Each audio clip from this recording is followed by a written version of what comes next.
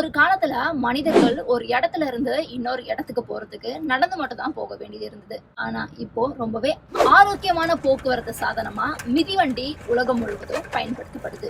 ஆனா இந்த மிதிவண்டி எப்படி உருவானது? அதை இந்த வீடியோல பார்க்கலாமா? எடுத்த நாள் முதல் இந்த நாள் வரை வண்டியை விடவில்லை. 1817ஆம் ஆண்டு ஜெர்மனியை சேர்ந்த காரல் வான் ட்ரைஸ் அப்படிங்கிறவர் தான் இந்த மிதிவண்டியை உருவாக்கினாரு. இந்த மிதிவண்டிக்கு ட்ரைசின் அல்லது ரன்னிங் மிஷின்னு பேரும் வச்சாரு. அது மட்டும் இல்லாம இந்த மிதிவண்டிக்கு பெடல் கிடையாது. பயணிகள் தரையில காலை வச்சு முன்னாடி தள்ளிக்கிட்டு தான் போகணும்.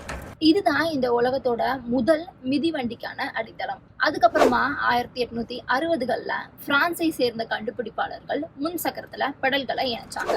இதனால கால்களை தரையில வைக்காம ஈஸியா வாகனத்தை இயக்க முடிஞ்சது. இது மக்களிடையே பெரும் வரவேற்பையும் பெற்றது. அது மட்டும் இல்லாம இதுல ஒரு சின்ன சிக்கலும் இருந்தது. முன் சக்கரம் பெருசாகவும் பின் சக்கரம் சின்னதாகவும் இருந்ததுனால இதுல பயணம் செய்வதற்கு ரொம்பவே ஆபத்தாகவும் இருந்தது.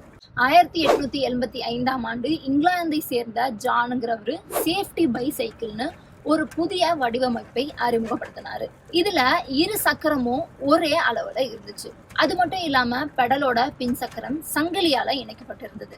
இதுதான் நவீன மிதிவண்டியோட வடிவமைப்புக்கு அடித்தளமாவே இருந்தது. 19ஆம் நூற்றாண்டு கடைசியிலையும் 20ஆம் நூற்றாண்டு முதல்லையும் இந்த மிதிவண்டி உலகம் முழுவதும் ரொம்பவே பிரபலமா இருந்தது. பள்ளி மாணவர்கள், தொழிலாளர்கள், வியாபாரிகள்னு இந்த மாதிரி அனைவருக்குமே இந்த மிதிவண்டி ஒரு முக்கிய சாதனமா மாறிச்சு. குறைந்த செலவு, எளிய பராமரிப்பு, இதுக்கு எரிபொருள் தேவையில்லை. இதுவே இதோட வெற்றிக்கு முக்கிய காரணமா இருந்தது.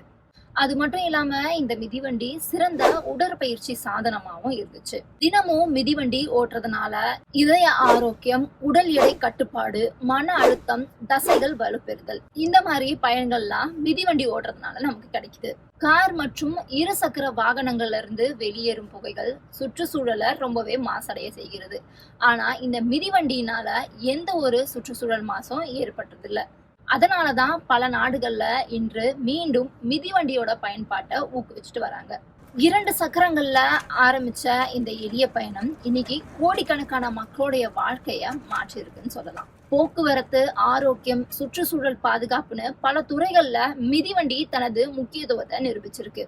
அதனாலதான் மிதிவண்டி வெறும் வாகனம் மட்டும் இல்ல, மனித முன்னேற்றத்தோட ஒரு சின்னமாகவே இருக்கு. இந்த வீடியோ உங்களுக்கு பிடிச்சிருந்ததுன்னா லைக் பண்ணுங்க, சப்ஸ்கிரைப் பண்ணுங்க, மறக்காம உங்க ஃப்ரெண்ட்ஸ்க்கு ஷேர் பண்ணுங்க.